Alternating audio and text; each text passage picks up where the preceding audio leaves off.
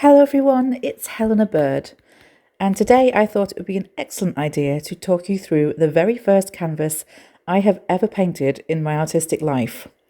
I've spent a long time working in sketchbooks and scrapbooks and trying to develop my artistic style.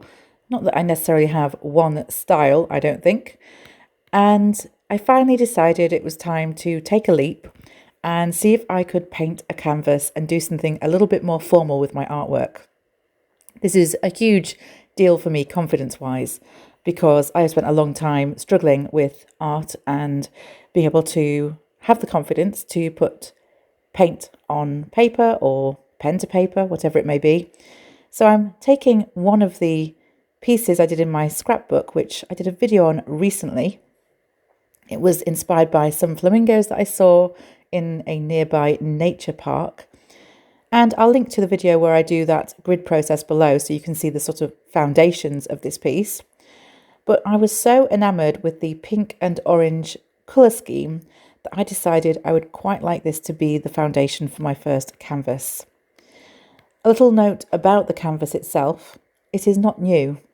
I did not think it was a particularly stunning idea to give myself the pressure of buying a brand new expensive canvas when I was doing my very first painting. And having had the experience of painting on a secondhand canvas, I think I might just do this all the time, because I don't really see the point of buying a brand new canvas when I can go to a thrift store and they've got a pile of canvases that nobody wants. They've bought them for perhaps a redecoration scheme in their home and they've decided to redecorate again. You know how people do. I mean, I don't do this, but apparently people do this. And then they've taken them to the thrift store. And I got this canvas. It's a very nice canvas. I got it for £1. And all that was wrong with it was that obviously there was already a painting on it. So I gessoed over that painting. I only did one coat.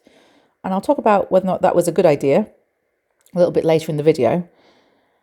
But I gessoed over it, and at the sides there was a little bit of peeling up of the canvas from the wood because probably it had been kind of thrown around in the thrift store a little bit. So I just got some wood glue and I re-adhered the canvas to the wood, and once I gessoed over it, it just looked like a plain canvas to me, just something that you could work on very easily. In terms of what I'm doing with the paint here, I decided that I would create two very striking abstract shapes, and then I would build all of my finer detail around those. And the shapes that I've chosen are kind of inspired by the very swirly neck of the flamingo that first inspired the grid piece.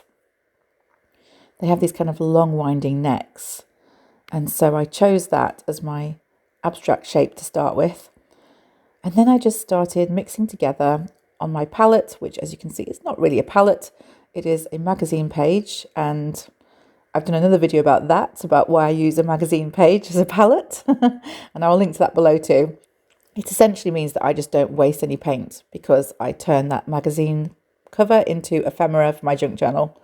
So if I leave a little bit of paint on that magazine cover, I'm not worried about it because I know I'm going to use it. I'm going to use it in some ephemera, and it creates a beautiful texture on the magazine page, and everyone's a winner.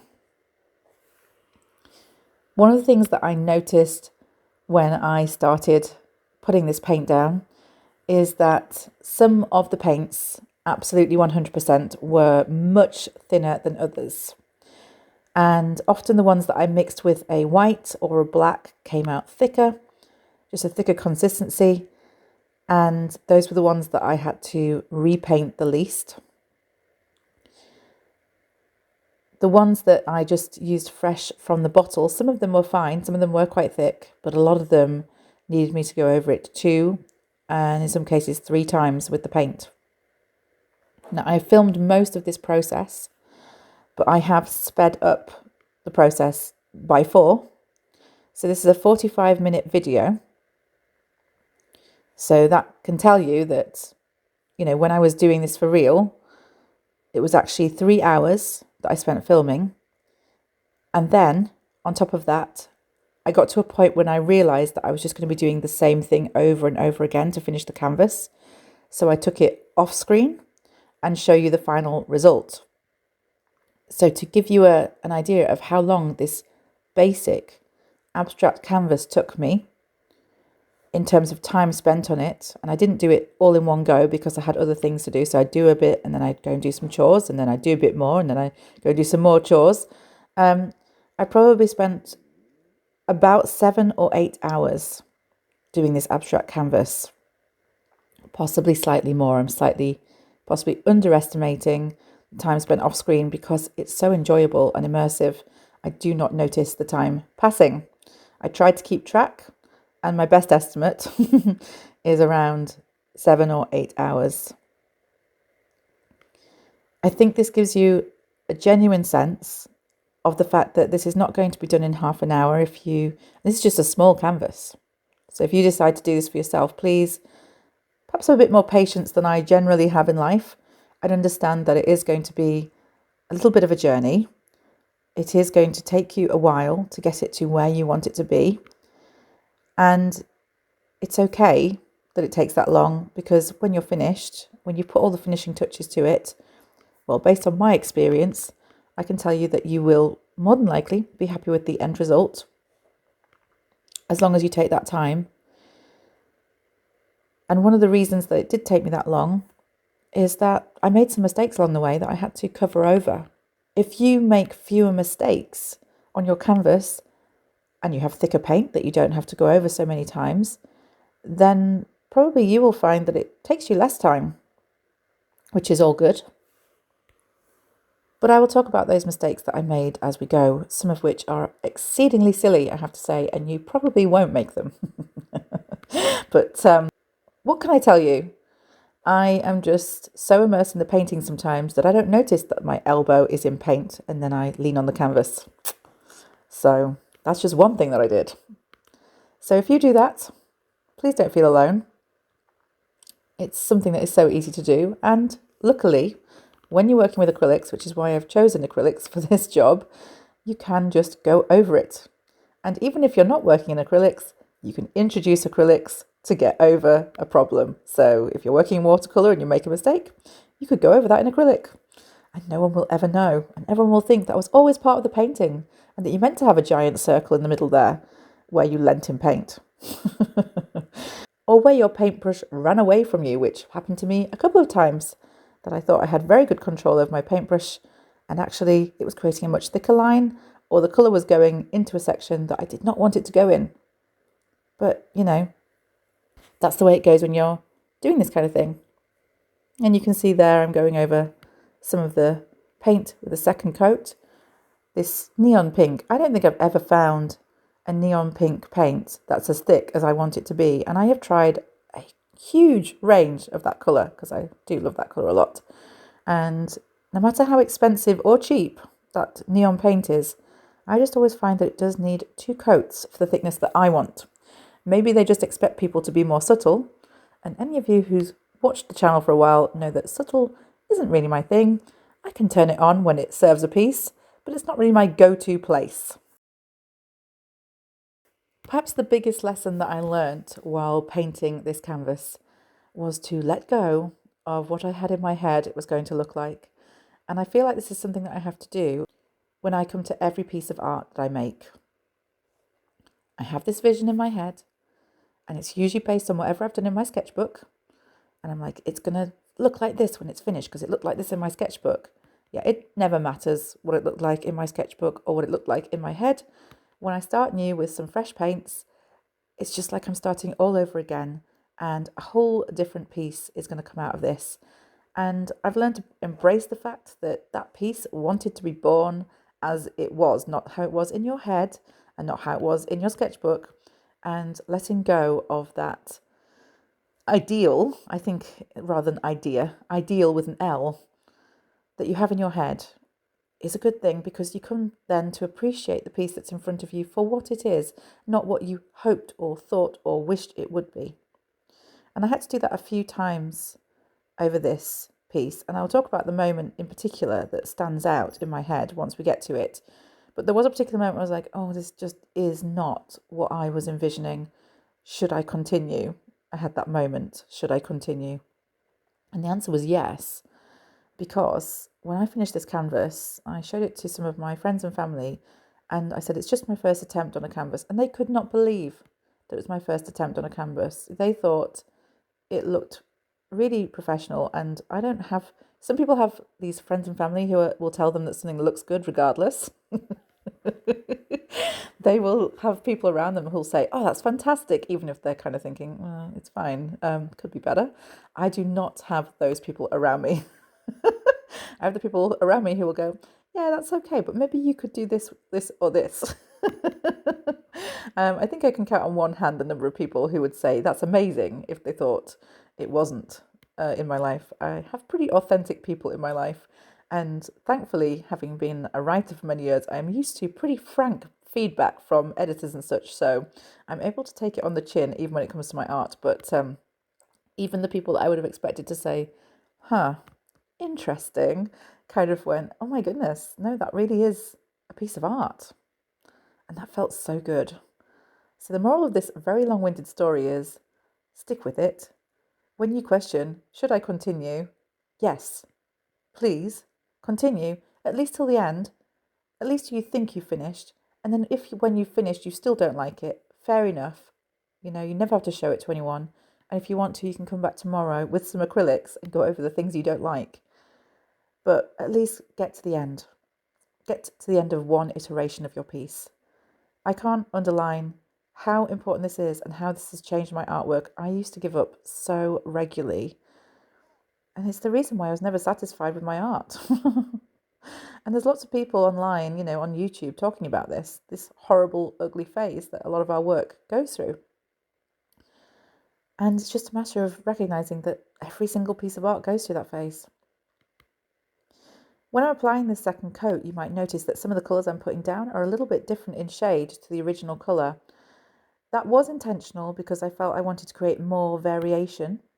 And luckily, because I was applying a second coat, it went on really thick and nice, and it was the dominant colour. Like you couldn't see the other colour underneath it, so it worked perfectly fine.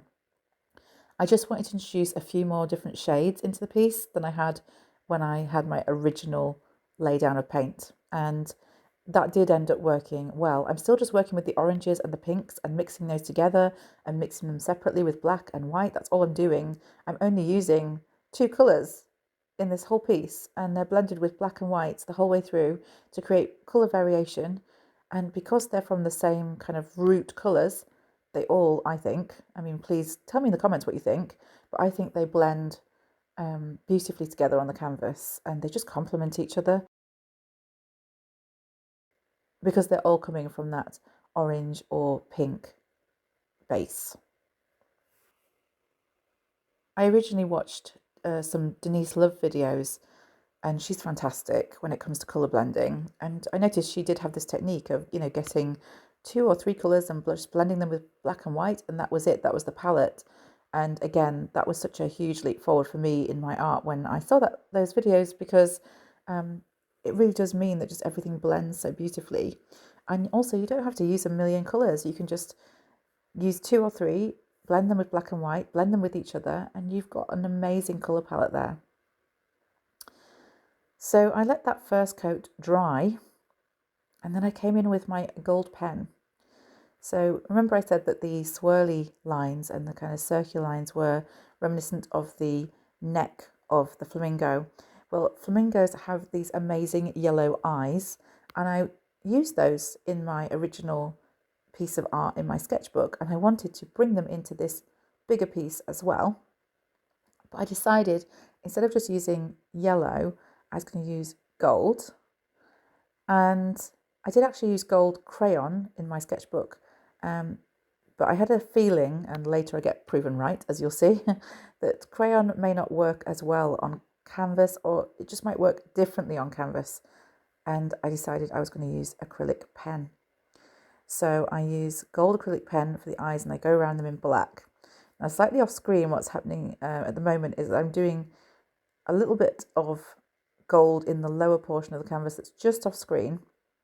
I zoomed in, you see, so that you could see me putting in these gold marks. So there is a little bit just off screen. And I'm going around with this black pen.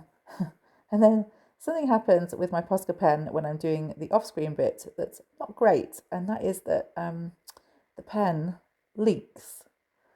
And I don't know if you've experienced this with Posca pens. It does happen with mine quite regularly. But sometimes if you press down on the canvas or on the page, whatever you are working on, you don't just get a little bit of ink, you get almost like a flood of ink. And it's one of the things that puts me off working with Poscas a lot. I love the coverage they give, but I've got a couple of issues with them. I sometimes bring in my creative Sharpie markers instead and go over a few times, but the nib on those isn't as fine, and thus I don't get the same effect. And also you have to go over usually a couple of times with your creative Sharpie markers to get a black that's the same black as a Posca. So for me, I haven't found the perfect acrylic pen yet. And the reason I'm telling you this about the leak is that the lines around the gold on those eyes are way thicker than I ever wanted to make them. And the reason I had to do that is that the pen leaked on the others and I had to broaden the line. And then I was like, well, I want to make it uniform. So I went around the other set of eyes and I made the line thicker.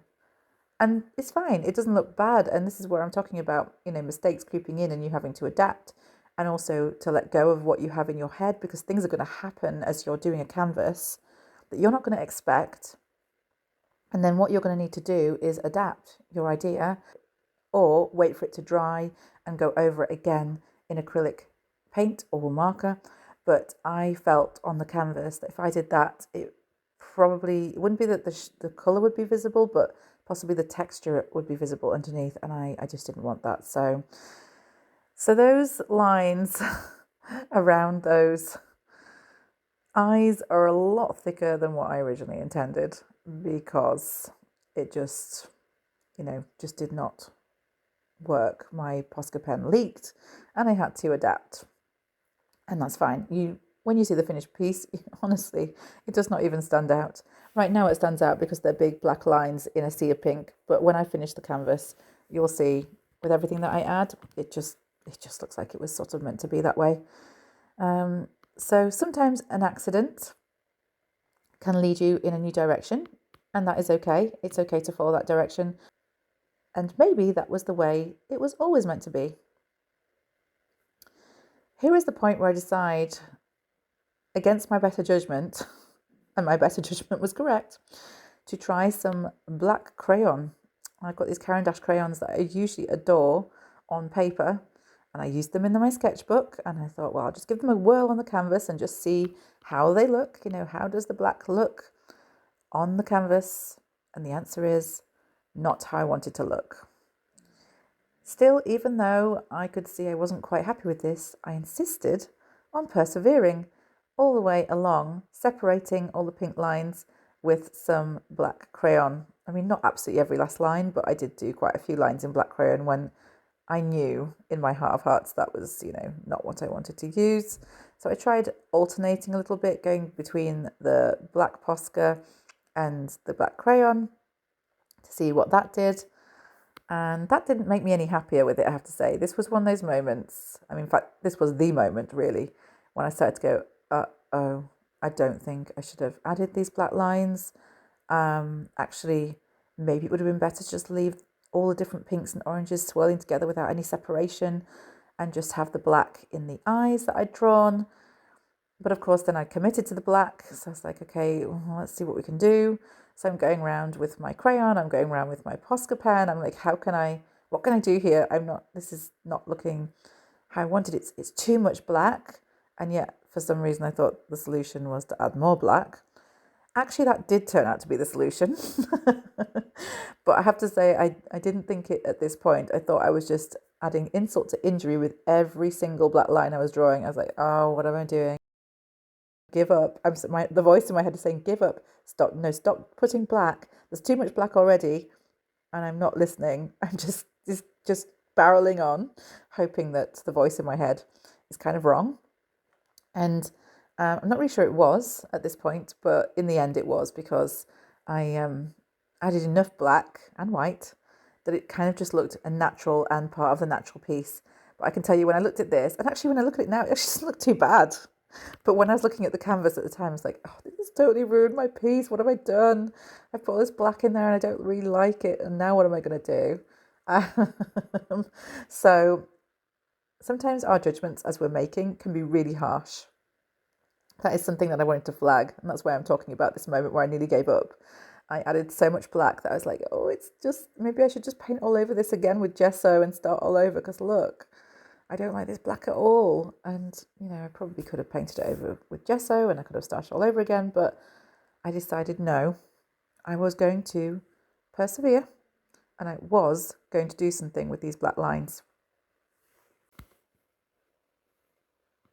And what I did, as you can see, is that I went round with a black Posca marker first, as I showed you, and then I went round with a white Posca marker. And after trying again to see if I could thicken the line of the crayon, I accepted that that was not going to happen. The crayon was a no-go. I mean, it wasn't a no-go, it just looked different to how I wanted it to look. If you wanted subtler, kind of more sketchy lines on a canvas, crayon is fine. Like, there's nothing wrong with it. In fact, those lines now, they do not look bad to me, but when I was painting, they did, so they had to go.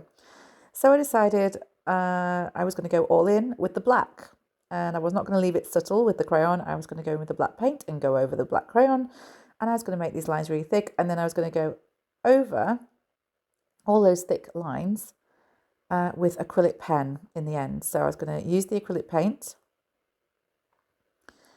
and then I was going to neaten it up with some black acrylic marker, and then I was going to go over with the white kind of chevrons that I painted in that one sample. And the one smart thing I think that I did whilst painting this is that I tested that white and black technique in the corner there first. And I thought, well, if I hate it, it can just be in that one corner of the painting and maybe in a couple of others to make it look like a normal part of the painting. It's like not an accident. But other than that, I don't have to do it all the way around. If I hate it, I can just leave black lines between each colour, and I can just do black and white chevrons in a few places and no one will ever know the difference. As it turned out, I really think that that black and white chevron, which was in my original sketchbook as kind of a pattern, I think that did save the piece in my eyes. Again, like when I'm looking at this now, I just don't think that those black crayon marks look that bad, but oh boy, I was not happy with that when I did it. So then I go between each of these arcs and I add the black paint and I let it dry again, and then I go in with some more paint and some more acrylic marker. And the reason I had to add more paint in different places was because when I was applying the black, there were some mistakes. The brush ran away from me. The bristles weren't uniform and there were kind of little specks of black in places that I didn't want specks of black. I noticed in places that when I'd painted the arcs in the beginning, the kind of rainbow shapes, that there were some white spaces, and I didn't really want to have to mix new paint just to go over a whole shape that I was already happy with just because of a few white dots on the canvas. So I did come up with an alternative way of dealing with that that also echoed the kind of motifs in my original sketchbook piece. And I think the sketchbook piece that I did, the kind of grid journal, saved me a couple of times during this process. So another top tip that I would give you if you're doing your first canvas is, before you even think about putting paint on a canvas, whether it's a brand new canvas or whether it's a secondhand canvas, it doesn't matter, is get a piece of paper. It doesn't have to even be a sketchbook if that's too intimidating. Get a piece of paper and start playing with some shapes and colours that you are contemplating putting on your canvas, and see where that experiment leads you. You can do it in simple pencil crayons or crayons. You don't have to use acrylic paint.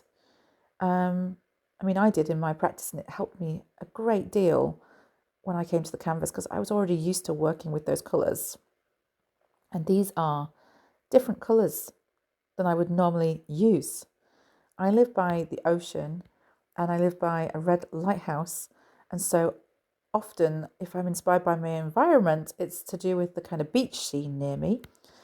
And so often, if you leave me to my own devices, I will slip into the comfort zone of the primary colours. Blue for the sea, yellow for the sand, and red for the lighthouse. And I've noticed this a lot in my work. And it's one of the reasons that I really wanted to branch out with my colour schemes, that I am very prone to sitting in my comfort zone and just sticking with the same colour scheme all the time. And that's all well and good, but I really wanted to push myself and branch out in my colour schemes. So when I went to see those flamingos at the local nature reserve, I saw a possibility, an opportunity, because I absolutely loved these birds. And I thought, I'm going to get their pink and orange feathers on a palette, and then I'm going to do some serious colour mixing on those two colours, and I'm going to see what I get. And I'm going to do this more and more. I just spoke about this in my latest newsletter, which went out yesterday, my Helena Bird newsletter, about new perspectives and what they can give to us in our art, and not being too insular with the inspiration and just not always relying on what's most comfortable or what we always do. And so I wrote about this a bit in my newsletter, and I do think it's an important thing to remember that by gaining a new perspective, maybe it's just going somewhere that you wouldn't normally go on the walk home from work. Maybe it's digging out an old drawer full of stuff and pulling out objects from it that you haven't looked at in a very long time, and taking the colours of those and the shapes of those and making something abstract with it. So whether or not you can leave the house, whether you're well or whether you're sick, enough to go outside, you can still find new perspectives. I think especially with the internet now, we can go online and browse places even if we can't visit them physically ourselves, even if we haven't got the money, even if we haven't got the physical ability to go places. We can go there online if we have access to the internet, or we can actually even ask people who we love to bring maybe photographs around or videos around to inspire us. So this was a huge deal for me to branch out into a new colour scheme. It was also good for me to do my practice in my sketchbook, which was my original point before I started talking about flamingos. It really is something that I think doing a practice in your sketchbook or on a piece of paper, it doesn't have to be in the sketchbook, just before you put paint to canvas can just calm those nerves. It can give you confidence that you've already played with these shapes and these colours before. You have a little bit of a sense of what you're doing. So you might notice that I'm going in with these blocky colours on these lovely arcs that I created, and adding in contrasting colours in blocks. And you're probably thinking, well, why are you doing that? It's like, the reason I'm doing that is that every place where there's a square, at least where I put the first square down, there was a mistake. There was a bit of black, or there was a bit of white that shouldn't have been there. The paint perhaps looked a little bit thin, or just something was wrong. And so I added one block, and then I added two other blocks, so 3 in total, to make it look like it was always meant to be like this. And obviously I intended to draw these blocks into the arches all along, because I'm just that coordinated and organised, and just that sure of myself as a painter. The next thing I decided to do for a little bit more colour variation is, since I'd mixed these paints, I thought I would go around the arches with some varying colours. So there's a little bit of peach, and there's a little bit of like brighter pinks and some paler pinks going through these arches now. And I do think that this lent a lot to the colour scheme as a whole. I really like the parts of the arches that are more than one colour. It does really just add a completely different dimension. It actually adds depth to these arches in a weird way. So I really loved that. And again, there was one that I had to do later, because I realised that actually there was another mistake in one of the arches that I had missed before. And so I went in with another colour, and I just made it seem very deliberate that that arch would be 2 different colours. And it worked like a charm, to be honest with you. I think it added a lot more variation to the piece and it covered up all my mistakes. So I suppose what I'm saying is when you're working with acrylics, just remember that it's a very forgiving medium. Even if you do make mistakes, you don't need to worry about it because you are going to be able to cover over the worst of those mistakes with either more acrylic paint or an acrylic pen if you need something more precise. And I do think when I do these finishing touches, I have to say, I think the acrylic pen that I use, it does make all the difference to be using something that is very precise because, I'm just not that much of an accomplished painter yet. This is still early days for me and I'm still learning how to control my brush and learning what colours, look right to me on the canvas or on the page. So I am happy to have help from the acrylic pens. And I know it wasn't a medium that was available to the kind of artists of yore, the ones that we look up to and revere as classical greats. But I think that those artists, if they'd had access to acrylic pens, they would have used them. I genuinely believe that. Because as an artist, no matter what time you're living in, you're going to use whatever materials there are to create better art. So I don't feel bad about using my acrylic pens. I don't consider it cheating, even though I have to say it did definitely neaten up my paintwork. I think I am just using all of the things that are available to me in my time period, and I think any artist would do exactly the same thing. Gosh, I really love how those different coloured arches look, and I'm sort of excited to show you the finished piece, and we're not far from it now because I just think all of this colour variation added so much to the finished piece. And there were some colours I had to go over a couple of times to really get the thick effect that I wanted with the paint, but that was no hardship because one thing I will tell you about this, even though there were moments where I was thinking, oh no, this has gone wrong, that's a mistake, that's black where it shouldn't be, that's white where it shouldn't be. There was also a significant chunk of the process where I was just in that zone of painting and it was so relaxing. So I don't care if I have to go over a colour 2 or even 3 times because the process of just dragging your paintbrush over the canvas and seeing that gorgeous swirl of colour is so mindful and relaxing. So I think this could have been a lot more stressful for me, and yet the process of painting is just so relaxing to me that it didn't feel it. It didn't feel stressful at all. It just felt kind of freeing, really freeing. I think that's the best way to describe it. My mind was free because I was just focused on the paint, and those moments where I wasn't being a complete control freak, which was my own doing, those moments where I was just enjoying the feel of the paint and the pen going over the canvas.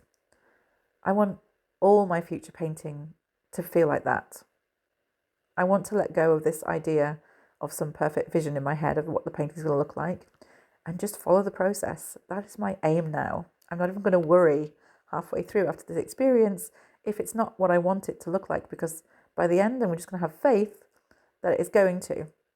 And if it doesn't, then I can find some way of manipulating it, going over it somehow, in order to make it so, just like I am right now with that gold pen. There was a terrible black mark on my canvas where that gold pen is now. And I was like, you know what? I've got eyes in 2 places, and I generally like things to appear in 3 places. So I'm going to just put one single eye, one single gold circle in that slot where that mark is, and then I'm going to go around with it with the black pen later, and no one's going to know that there was a big black mark in that part of my canvas, and it's going to look like part of the painting, and everything will be cool. And you know what? It was. So we're getting to the part of the video now where I'm soon going to take things off screen. And that is not because I didn't want to show you what I was doing. It was just simply that I got to a point in the painting where I realised what I was going to be doing is exactly what I'm doing now. Going over every single line and neatening them up, thickening them up, shoring them up, I think is a nice way of describing it. Just making it thick and deliberate and as neat as I wanted it to be in the first instance. And I realised that I was going to do that across the entire length and breadth of the canvas. go around with the black Posca, go around with the white Posca.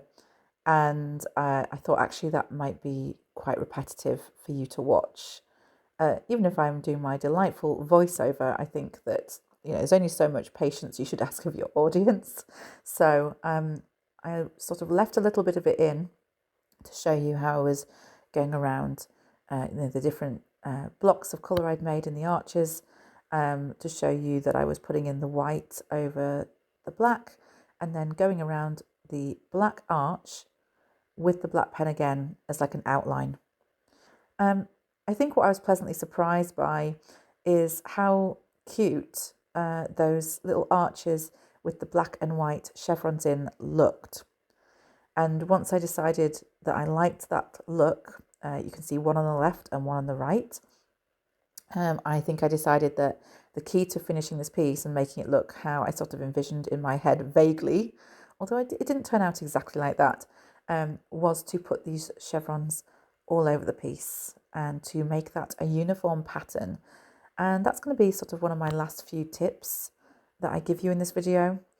And that is that if something's not looking quite how you want it to look, introducing a pattern that you bring in over and over again in your piece can suddenly bring this uniform quality to what you've created.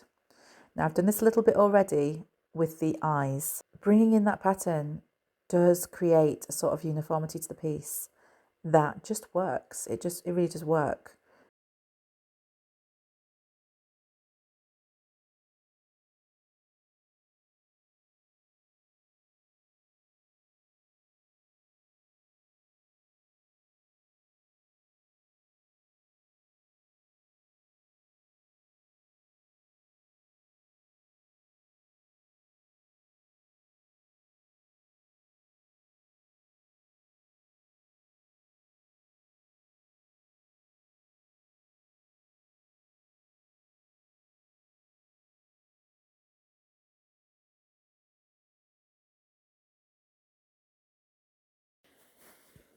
So I said I would talk about whether or not one coat of gesso was a good idea.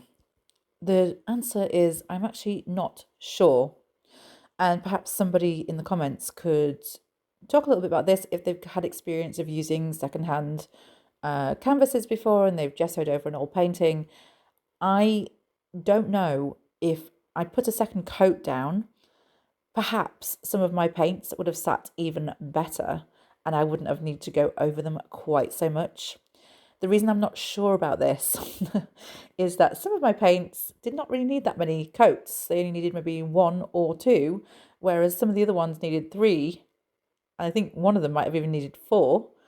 And I'm not sure whether or not that was really gesso dependent. It could have just been that some of the paints were thicker than others.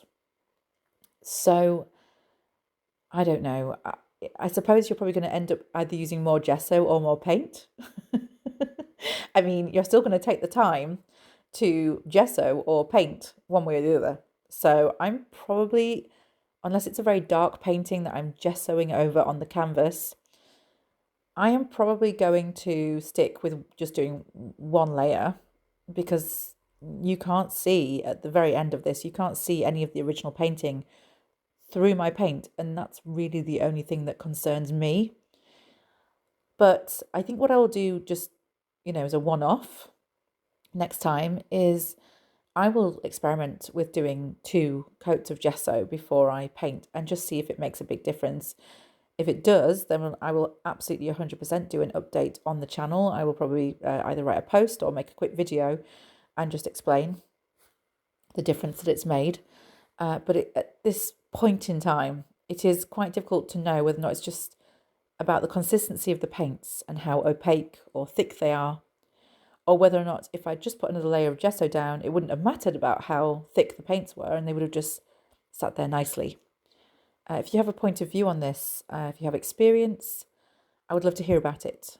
Please just let me know in the comments. But that's my feeling as it stands now. I would have either had to do a second coat of gesso or a second coat of paint. I don't think it really matters to me either way which one that is.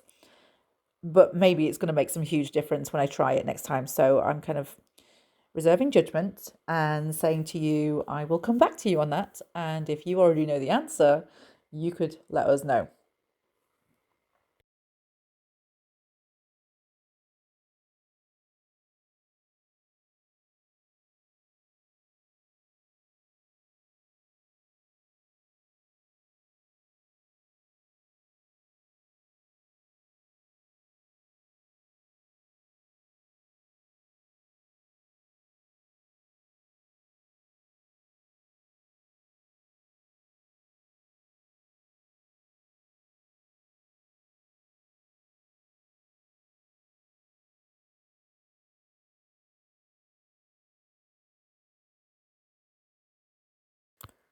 So here we are. Here's my original sketchbook piece sitting next to my finished canvas piece. And I really do think that this is a transformation from what you saw in that last frame. I think the patterns make it uniform. I think they also make it interesting. I think the different thicknesses of black lines and the different thicknesses of white lines also add variation to the piece. I have decided that I'm going to have it in this particular orientation, emulating that second square in my original grid piece. And as I was creating this piece, I'm going to give you a little close-up now, but as I was creating it, I kept turning the canvas around and around in order to get better angles on the lines, better angles on the paints. And as I was doing that, I realised that I could choose any orientation I wanted for this piece. And in my case, I just wanted it to look interesting. And I sort of wanted it to be in a different dimension to it was when I first painted it out. So I decided that I wanted to flip up what was my original idea of having the arch on the side. And I wanted to have the arch either at the top or at the bottom. And I opted for the top because I thought that looked the most dynamic. But I'm sure if I inverted it, it would still look very interesting. That was just my preference. So when you're painting a canvas, just a reminder that you might paint in one direction. And this really goes for any piece that you're doing on a piece of paper, a piece of canvas, whatever you're doing. You might paint it in one direction or one dimension, but do turn those things around. Do get a sense of which dimension it looks best in, which orientation is the optimal one. You would be surprised how that can transform a piece of art that you're maybe a bit so-so about. Just turn the paper around and see how that changes things. And that's what I've done with this canvas, and I'm going to hang this in my study as a reminder of my starting point with canvases, as if I could ever forget this journey, but still. And I hope that as time goes on, I will paint more canvases and I will see an improvement in my work. But regardless of what improvement I see, I'm proud of this as a very first attempt at painting a canvas. It looks a lot better than, honestly, I thought it would. Because, as I say, I'm a relative beginner when it comes to paint.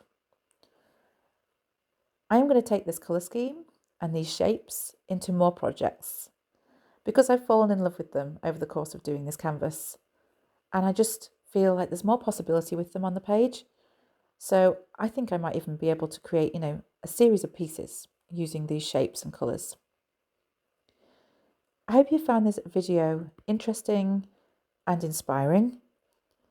Thank you so much for watching. There will be another video very soon. Until then, take care, and I will see you next time.